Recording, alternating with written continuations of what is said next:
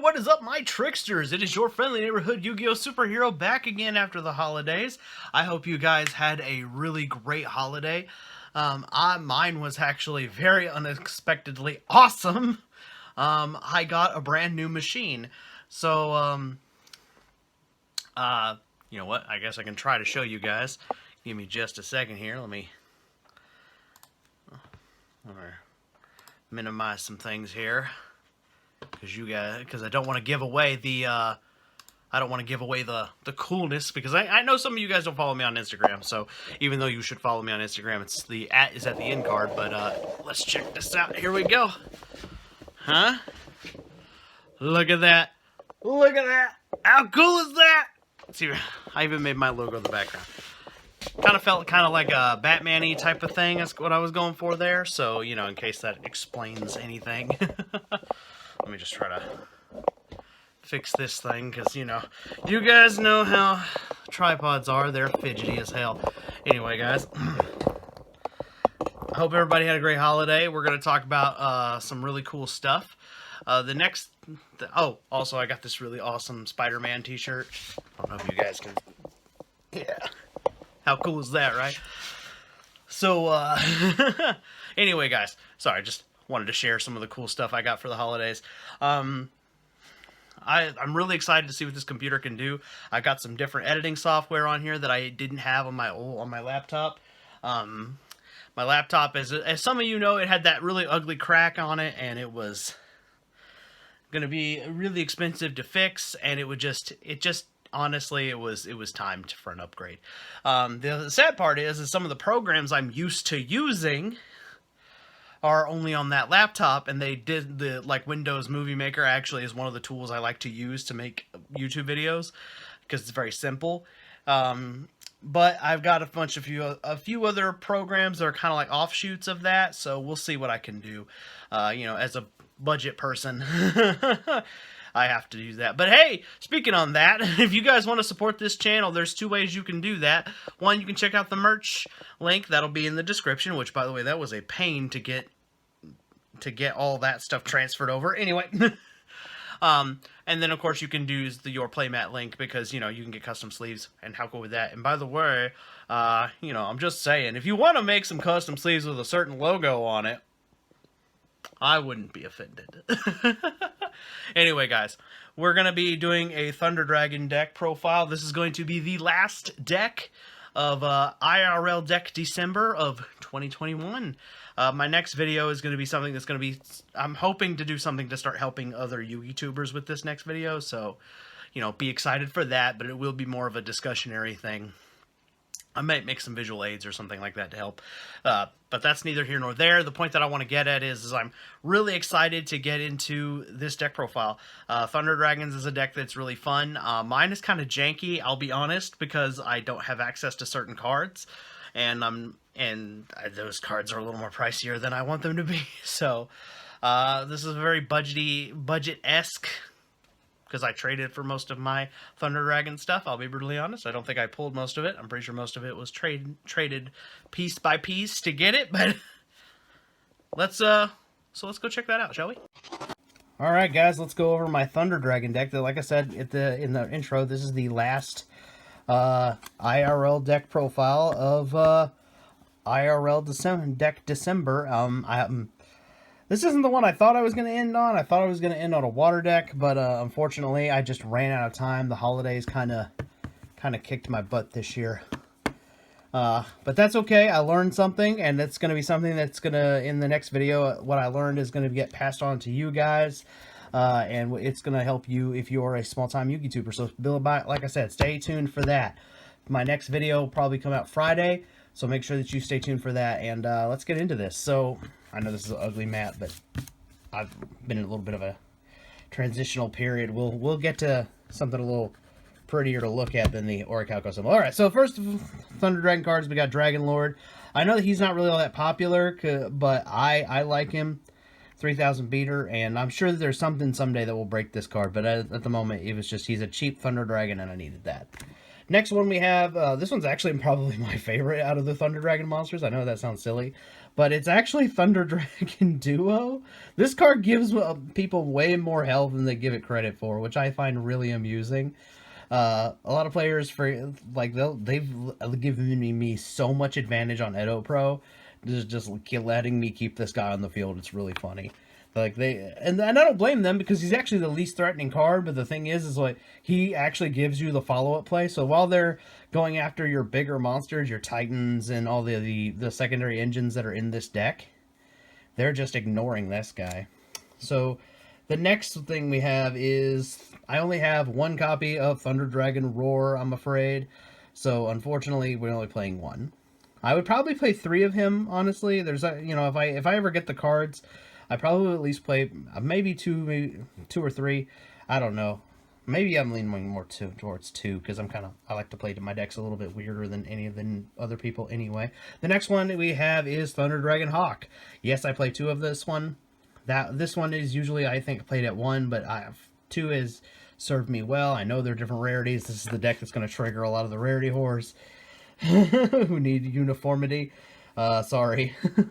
All right, then we got your triple Thunder Dragon. You can't play the deck without the OG Thunder Dragon. This card is really cool. It's just a free +1. And if you have Titan on the field with the one copy of this card in your hand, there's a really good chance you can just kind of like blow up multiple stuff and go plus through blowing stuff up, or force activations of the opponent's stuff. So that's really cool. Another one that I only have one of is Thunder Dragon Dark. I'm really depressed that I only have one of this. This card would be so good if I had it at 3.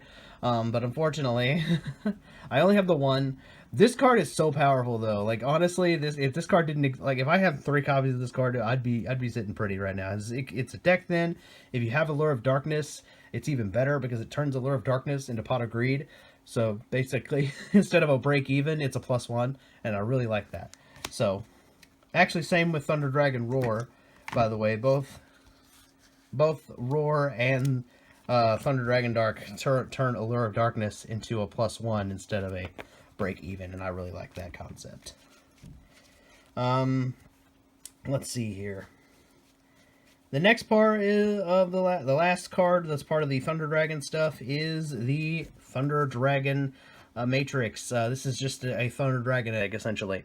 But it's kind of a pseudo-honest, and it also helps trigger the Titan, and I really like that, so... Also making, big monsters. Now, the secondary engine of this deck is it's gonna sound really weird to you guys, but it's actually, because I prefer going second, it is a small Shaddoll package. So for that Shaddoll package, we have Shaddoll Beast, we have Shaddoll Dragon, we have Shaddoll Ariel, and 2 Wendy. This is perfect. If I had the Earth one available for this one, I would throw it in there, but that's in my Dino deck right now. So basically, like, this is what you get, and being able to banish your own stuff with Ariel is so... It's really funny, because most of the time you're using this, you're using it to banish your opponent's stuff, but fun fact, you can actually banish stuff from your own graveyard with this card, so that's... It's come up and saved my blood a few times. So for our normal summons, we have 2 copies of Aloof Lupine.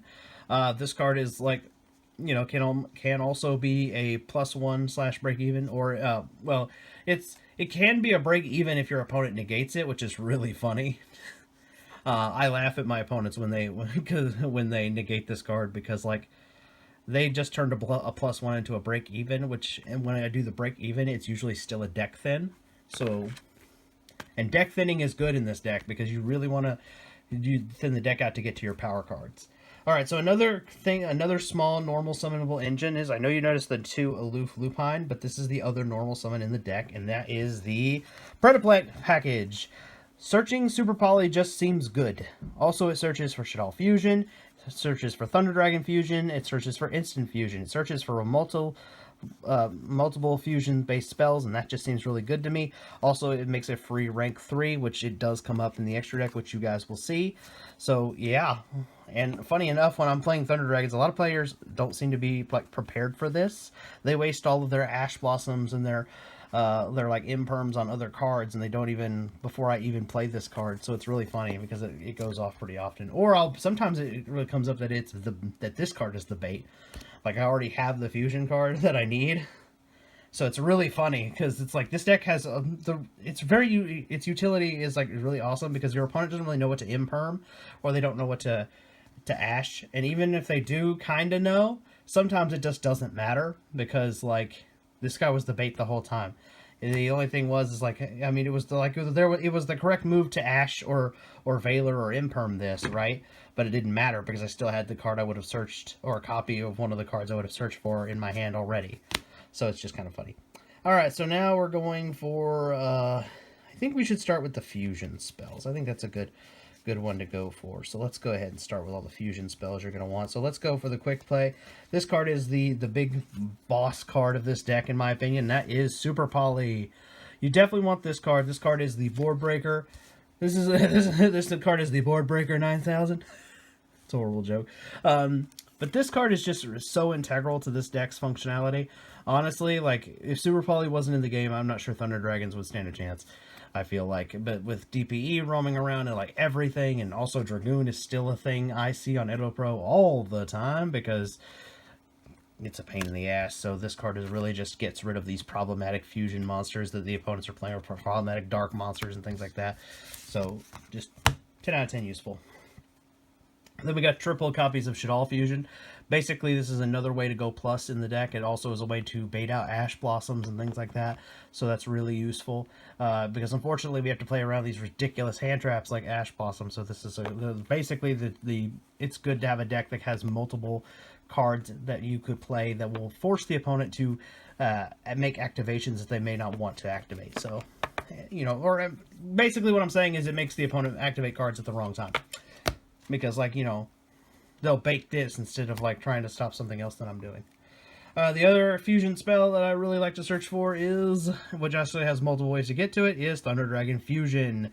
This is really cool. It recurs resources, as well as, like, can search us resources. So this card is just so good. Basically, it turns all the Thunder Dragon cards I've used to thin out the deck, puts them back, gives me a big monster in replacement of it, and then, of course, it's also...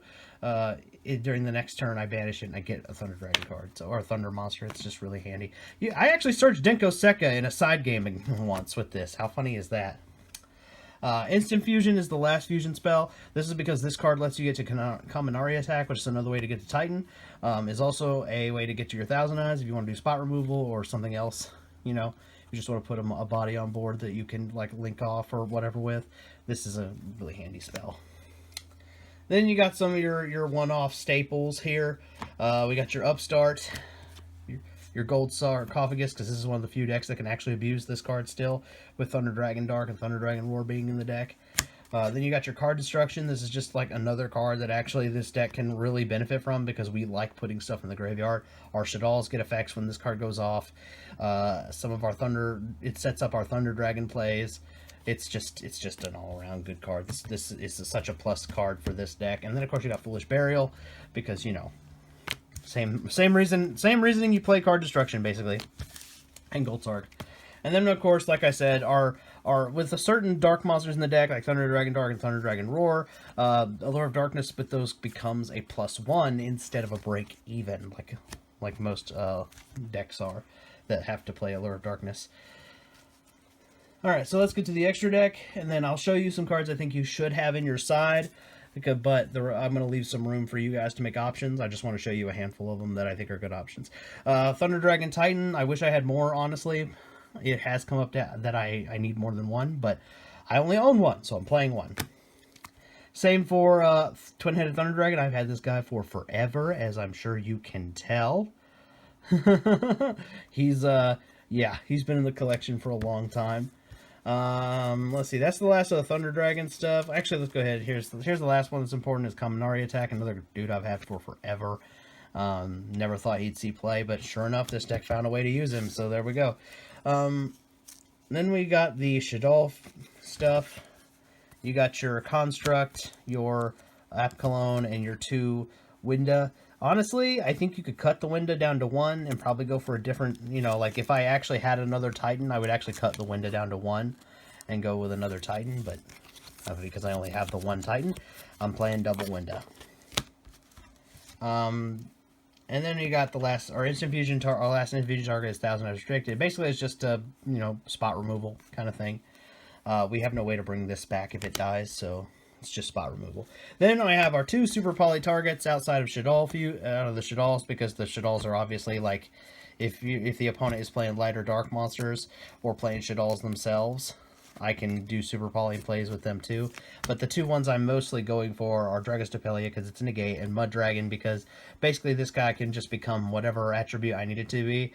Most of the time I make it light, so as a way to help protect Titan from things like Imperm or an Effect Veiler. Just a, you know, FYI trick there. And then, of course, we're going to go to our Exceeds plays. We have 1 Long and 1 Cicada. Cicada's a negate. Long can be a negate for a hand trap, but most of the time you're just going to go into this guy if you're up against something like Sky Striker, because a lot of their stuff targets. And this is a way to make sure your plays go through. But you can also, if your opponent has to play multiple attributes, you could avoid things. You could use this to negate things like Nibiru and so on. And then our link play monsters are really simple. We got Nightmare Phoenix because back row hate, Trisbania because back row hate and banishing, and last is one of our boss monsters is Topologic Zoroboros. This guy can get massive. We banish a lot in this deck, so this card is just this deck's one of the handful of decks that I own that actually can abuse this card. I mean, I've gotten him up to like 7,000 attack points, and you know, just constant banishing of the field and getting rid of problematic monsters seems really good to me. So yeah, all right, let's go ahead and go over some cards I think you should have as options for your sideboard. So the number 1 card I think you should have for your sideboard if you're playing Thunder Dragons is a Denko Sekka, because your Thunder Dragon Fusion can search this card.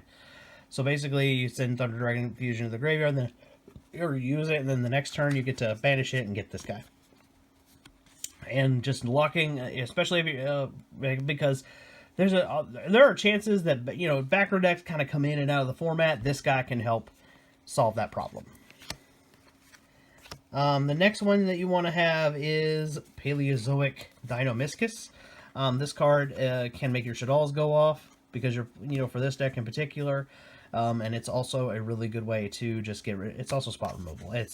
But it's a trap card, which is unique, because a lot of players are playing Imperial Order, which is a bullshit card, should not be in the game. Konami really fucked up with that card being here, but, you know, what else is new? Konami always fucks up. So we play Dinomischus as a way to do spot removal and get rid of problematic cards so we can continue to play. It also works for problematic monsters too. And then the last card that I want to go ahead and give you guys a suggestion for, because I do think that Imperial Order is probably going to get banned on this next ban list, and Sky Strikers are going to take advantage of that. You're going to see more of them, and you're going to see just genuinely more machine decks. And one of the fun cards you can actually use against this, and also Dragon decks, is Electric Virus. By the way, this will cause Titan to go off. If he happens to be on the field, this card will make Titan go off, and you could potentially steal their monster. I made a Sky Striker player on Edo Pro very angry when I used Electric Virus. I sided it in, and I took their I took their Link monster, and then I proceeded to beat them down with it. So that was just kind of something fun there. Those are basically 3 sideboard cards you should think of. I wanted to just give you guys 3 examples.